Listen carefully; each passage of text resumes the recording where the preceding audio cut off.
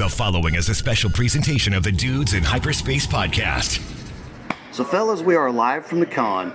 Finally, after a year and a half, we, the Dudes in Hyperspace podcast, are live from a con on a Sunday morning, and I need more coffee. I'm having my Diet Dr. Pepper right here for my caffeine intake. It is the night after Screaming Cats. Karaoke. It's the night after karaoke. It was, man. So, Dear word. And I thought it was crazy 2 years ago when we did the karaoke thing and what was in the dealer's room this year. Holy camole, man. It was like there was twice the people packed in there because it was twice the space. And holy cow, man. But props to Kevin Eikenberry for busting out the Friends in Low Places. right. Always a classic karaoke feature. That's a good karaoke song. Yeah, man. If you come to these things and do some karaoke, don't be nervous. Just because you're the one holding the microphone doesn't mean the entire room isn't singing along with you. Oh, yeah. So, Yeah, and based off of the setup that they had going on last night, you hardly couldn't hear the singer anyway because everybody was so blame loud. yeah. So Well, it was a good time. I think that's sort of a metaphor for the entire con. We've all been so feral. We're joking that we would be feral coming here. Yeah. And we basically all showed up and we're so exuberant to see friends and family, the chosen family that we haven't seen for 2 years now or a year and a half now. And we've been running around like freaking the squirrels, just hugging and Everybody, smiling and laughing and doing crazy stuff. Briscoe Woods just stopped by and said hi, and then he ran away. Oh, So shout out to Briscoe Woods and his very fine hat. For I am envious of that. I want that hat. No, it is I'm a nice serious. That is a good-looking Stetson, man.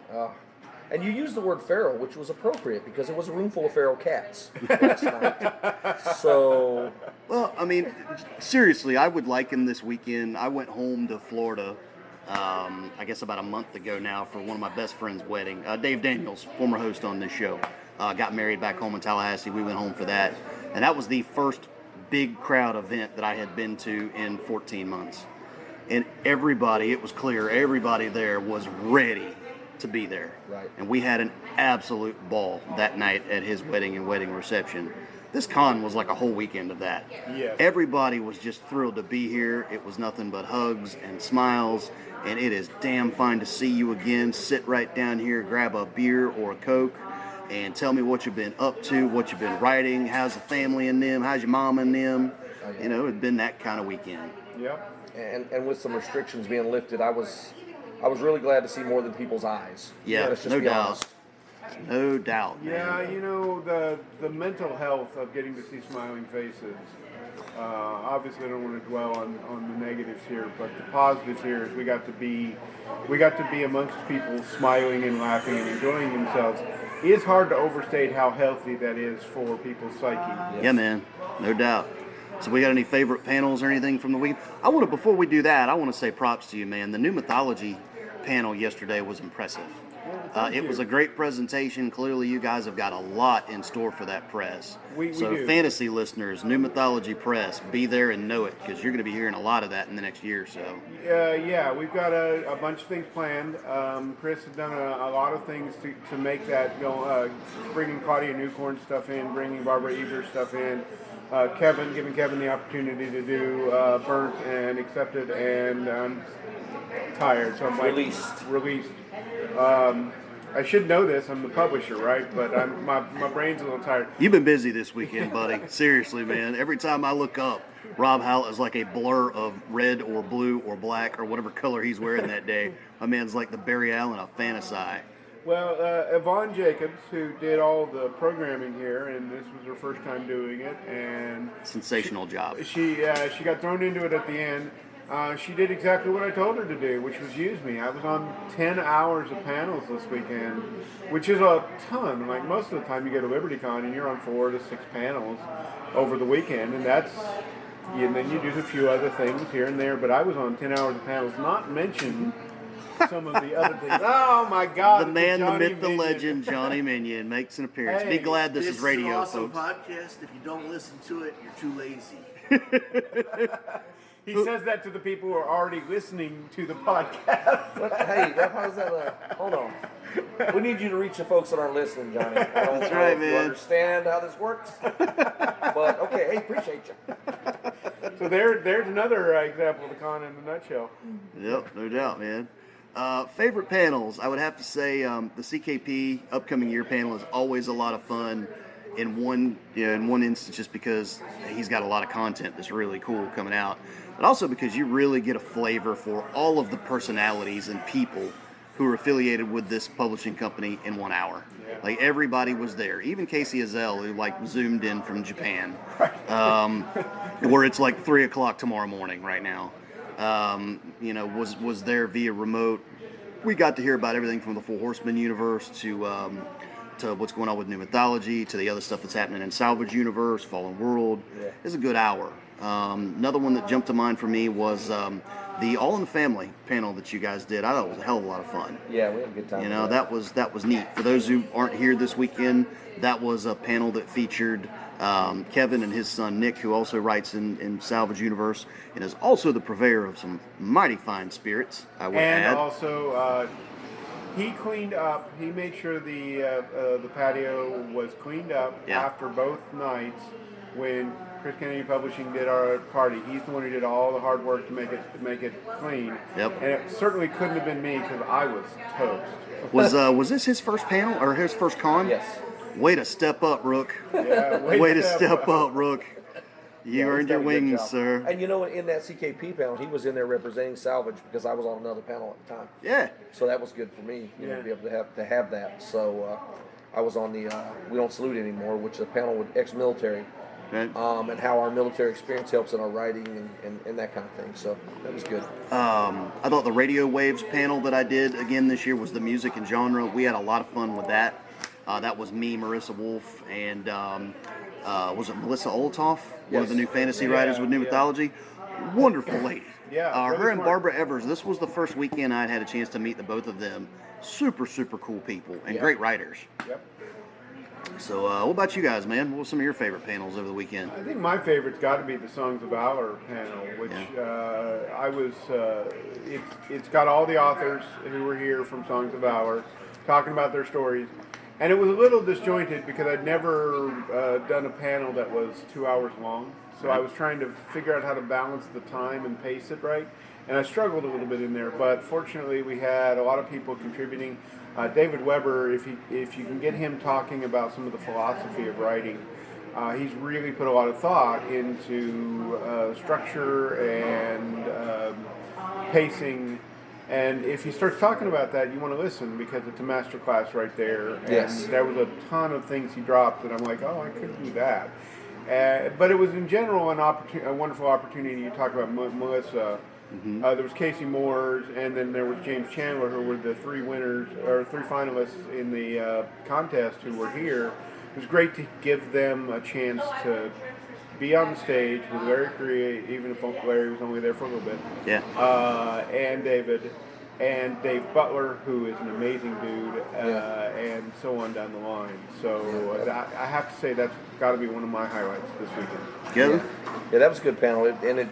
To explain how I came to write a fantasy book and settle that within myself because, Religion's really important. Your faith is really important to you, So- and you've got to respect that. If you don't respect your foundational beliefs, whatever they happen to be, then it's hard to be honest as a writer, I think. Yeah, and not to go into religion here on the podcast, but basically what it was the conflict of can I write about deities and demigods and other gods when it's clearly written, thou shalt have no other gods before me. Right. And to be able to write that, I believe I found a balance and a way to do that hasn't been done. Oh, who do we got here? We got Christopher Woods. Chris Woods, the man, the myth, the legend, awesome the and mastermind. amazing founder of Fallen Worlds. You got anything to say to our wonderful listeners? I don't know. We've got quite a few books coming Yeah, up. and I this seem year, to hope. recall Fallen Worlds has like 83 new books coming out in November. And Yeah, 83 of them, and I'm going to write maybe 2. So, Tell us actually, we're about, gonna tell have them about 4. the Fallen World universe. The Fallen World universe came about with all the companies massive companies took over from the governments, and then they started doing hostile takeovers, which were physically hostile instead of just financially hostile. Right. And it ended up coming down to nuclear bombs and blowing up most of the world. And the fallen world takes place in the leftovers, what's left. And how many books are in that series now? 14. 14 books in a series that you created from scratch. Yeah. How many books in Salvage Title? There are 12 now, and one Chris has another. I really need to get my butt in gear, clearly. Yeah, man. Dude, they can keep you busy around this place. Yeah, they like, can. they can keep you busy, big time. I think my favorite line of the weekend that I actually said was, we were in the new mythology panel, and somebody asked, well, you have all these series that start and stop, and my response was, we have all these series that start. Yeah, that's a good line. I'm still here. Series to start. And speaking of the salvage system, because I'm going to plug my series, Chris Woods and a friend of his wrote a really outstanding novel in it. Go ahead and just give them the gist. Smuggler's Run is a novel about one character who has a womanizing problem, gambling problem, and one guy who's obsessed with the 1980s, which is 8,000 years in the past. So he's not very accurate with his love of the 80s, but he really loves the 80s. And these two get through a whole bunch of misadventures through a novel, and we're working on a second one. Cool. So I took a little bit of inspiration from that for a short story I might be doing for Kevin coming up. I've got a little bit more whimsical, even more whimsical take in some ways than yours. Listen, the cover of Smuggler's Run has a spaceship with a 70s hippie van paint job on the outside of it, okay? I don't know how you can... And the guy in behind the wheel is Van Hagar. His name is Van Hagar, which just touches my heart in so many places. He was the lead singer of Poison back in the day. Oh, Yeah, he was. so that's what you mean by not really. Oh, yes, and it's all throughout the book. It's throughout the book. I'll be He doing some of that really too. loves Ozzy the Batman. Oh, nice. Yeah, of course. So now, did I hear this right? That William Joseph Roberts has submitted that book to the Guinness World Records? Yes, he for has. the record of most pop culture references in a book. In a science fiction Novel. novel. That's awesome. And if they accept the actual category, then since there's no one else in it, we'll probably get it until somebody turns one in with more. Now, are they doing this by word count, like number of references by word count? Because I may very well blow you away with my short story. That's all right. let it happen. As long as they Let get it the happen. award for one day, then it happens. If I get that award and then somebody else takes it, I had it. Nice. Because I think I'm up to 53 in the first. First more than that. I think I'm like up to 80 some in the first 4,000 words of my short story for Kevin. That's a lot. References. That is a lot. So, all right, man. Well, Chris Woods, thanks for stopping by the show, man. We got to get you on here for a proper interview at some point. So, Yeah. check All your right. calendar, sir. We'll have our people get in touch with your people. All right. Thanks for pointing your nose in and getting drafted. See y'all later. All See right. you, man. Let's see. Oh, by the way, Ian, if I see somebody else poke their nose in, I may very well invite them in too. That's the fun of doing these right here. To steal a phrase from a sports radio guy that I'm friends with back home in Tallahassee. This is the loosey-goosey edition of the show. That's it. So very loose, very casual, and the hope is that maybe you capture a little bit of that con spirit in a little 30, 40-minute broadcast.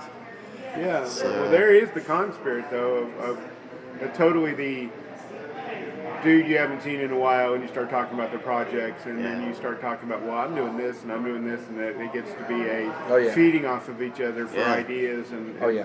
Oh, fun yeah. stuff. Oh, there's like 3 novels now that are gestating in my brain after this weekend because I sat around BSing with Kevin. And or it's- because I sat around BSing with Kevin Eichenberry. Yeah. Or It'll be a Chris salvage novel? I'm just checking. Yeah, there was one of those as a salvage novel. So we can thank Nick the Rookie Steverson for for spurring that along. Nice. So yeah, a couple of revelations that came out of this weekend. Now that Street Survivors is live and in the world, thank you to everybody who bought that book and made it a success. It's been number one new release in science fiction adventure, I believe, for most of the weekend on Amazon. Action adventure sure is. Holding that orange tag on number one. Yeah. I haven't even looked at the release that I've been involved in. I haven't even had a chance to look. I'm doing it right now. But I actually was involved in the release as well. The first book that I ever edited and ran as publisher was released to the same time as Street Survivor, and that is Responsibility of the Crown by G. Scott Huggins. Great to meet him, by the way. Yeah. I'd heard a lot of good things about his stuff, but this weekend we actually had to hear from him. Good dude. Yeah, and he gave me a great story arc. And we had to hone it a little bit because it just had a little bit of extra stuff. But it was absolutely a brilliant character and a story that we were really having a great time with. So I'm excited to be a part of that. And I think you're going to love Scott Huggins going down the road, and I think you're going to love this series because it's got a lot of coming of age, it's got a lot of action, it's got a lot of growth in characters, it's got a lot of intrigue, and it's got magic and battleships and all sorts of blending of technology and mysticism. It's really a neat collection of stuff. Cool. A couple of other revelations that came out of the weekend. You can speak to this. You got 2 back-to-back anthologies dropping in Salvage. Yes. So talk about way to explode open your freaking universe, dude. Like, that's a major infusion of new writers, new stories, new characters, new ships, new systems. New storylines. That's crazy. Yeah, it's like go big or go home. 2 people- back-to-back anthologies is big time. some people's done back-to-back novels, back-to-back releases, and that's not unusual in the business because that's smart business. You know, people finish something and they want more, and there it is within a month. Yep. Well, we're doing that with anthologies, and we think it's the first time somebody's done back-to-back anthologies like that. Yeah. So, And what's the theme that you told me to do? the theme is it takes all kinds. So make up a race. It's 8,000 years in the future. There's thousands of races. Make one up. I did make up a race for this. You will find this race very interesting, and I use that in all sorts of bookmarks. It's going to be a lot of fun. I think you'll like the story. Got a nice little hook at the end, I think. What's the name of the story? The name of the story is Careful with That Axe, Eugenia. Nice. Mine is, I'm actually going to be in, and I believe it's the first one that's going to come out. And for those who read my short story in the first Salvage anthology, which was Salvage Conquest, I created a planet called Akala, and one of the new races I introduced was a group called the Rioli.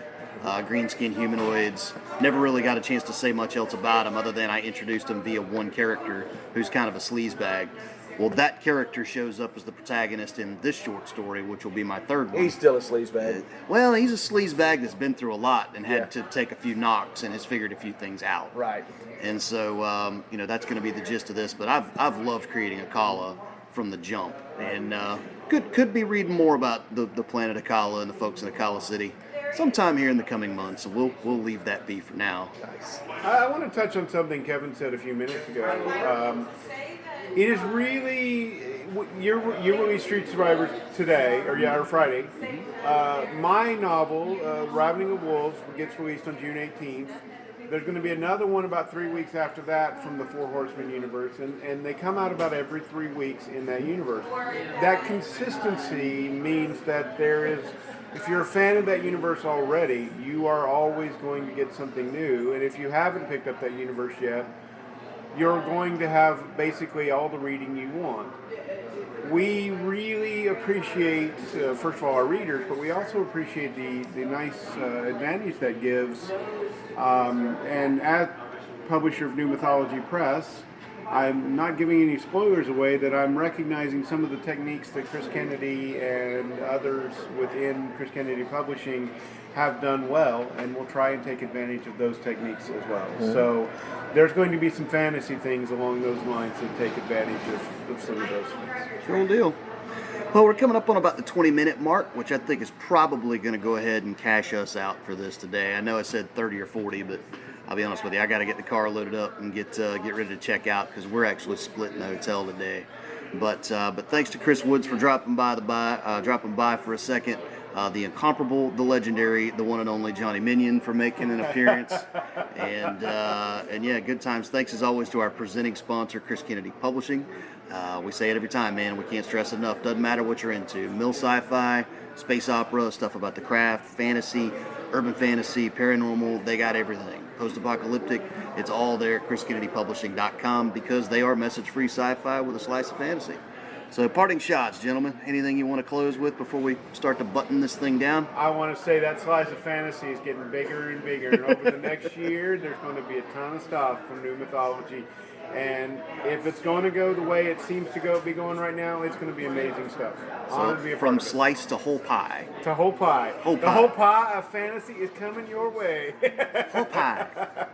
I just want to say, we don't have cameras on the podcast, and all of us have faces for radio, so it's probably a good thing.